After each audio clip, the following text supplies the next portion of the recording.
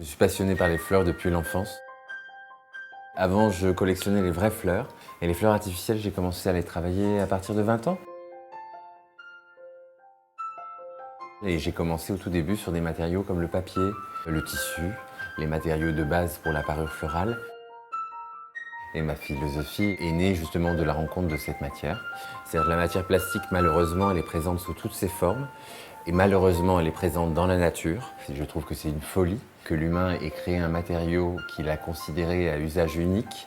Qu'en plus, c'est un matériau qui peut durer plus de 400 à 500 ans. Pourquoi on ne traite pas ces matériaux-là comme on peut traiter les matériaux déjà considérés comme nobles, comme la soie, le cuir ou l'or?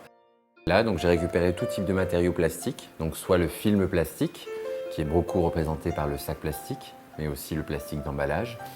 Donc là, on travaille avec des pigments ou des encres sans acide. On transforme notre matière qui va ensuite passer dans différents bains, à la fois pour la fixer et puis pour assouplir la matière. Et voilà, et ça va être notre base de travail pour ensuite justement faire soit de l'emporte-pièce ou en fait découper nos pétales sur patron. On joue aussi avec les encres et les logotypes qui sont marqués sur les sacs. La fibre plastique, qui est omniprésente malheureusement sur les bords de mer, avec le filet de pêche, les cordages, vont surtout me servir à faire les étamines et les pistils des fleurs. Sur des pièces plus fines comme le petit cerisier, là ça va être par exemple des plumeaux à poussière.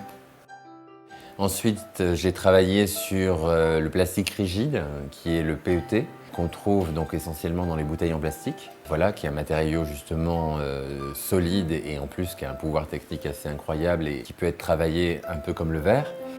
Des bouteilles en plastique qu'on a pré-teintées. Nous, on a vraiment créé nos couleurs. C'est un travail qui est très long et de teinture. Donc chaque pièce a été justement teintée pour avoir justement différents camailleux de verre.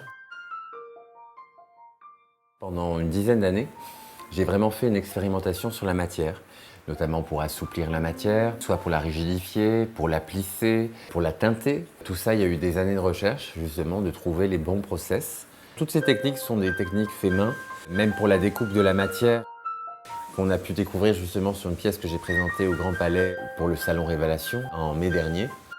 C'est vraiment une technique de plissé, qui est un plissé manuel qui est fixé à chaud. Pour faire une pétale, on est sur de 20 minutes, même un peu plus, selon la taille de la pétale. Moi, ce que j'avais en tête, c'était la nef du Grand Palais, et que c'était dans les tons blanc-bleu, pour qu'en fait, il y ait une correspondance avec le ciel qui traverse le Grand Palais, justement d'une idée poétique, et c'est pour ça qu'on l'a appelé envolée poétique. C'est vraiment à la fois travailler avec les contraintes et avec deux objectifs, la poésie. Je suis le premier rêveur de mon histoire. Et le deuxième, c'est l'esthétisme. C'est mes deux règles. Notre clientèle est essentiellement les marques de luxe. Donc ça va être les installations artistiques pour des vitrines, l'événementiel. Mais en quelque sorte, chaque projet est un projet de commande. On fait également du bijou, des bouquets sculptures, des suspensions, des lustres. Mes créations s'appellent les créations messagères. Qu'en fait, à travers mon travail, où en fait on ne se rend même pas compte de l'origine de la matière, c'est-à-dire qu'elles sont messagères de l'idée que, justement, d'aller contre le jugement de valeur. J'ai souvent une phrase « Je ne regarderai plus jamais un sac plastique de la même manière ». On peut aller très loin, comme on pourrait travailler la soie ou le cuir, et je vous réserve plein de surprises dans les années à venir.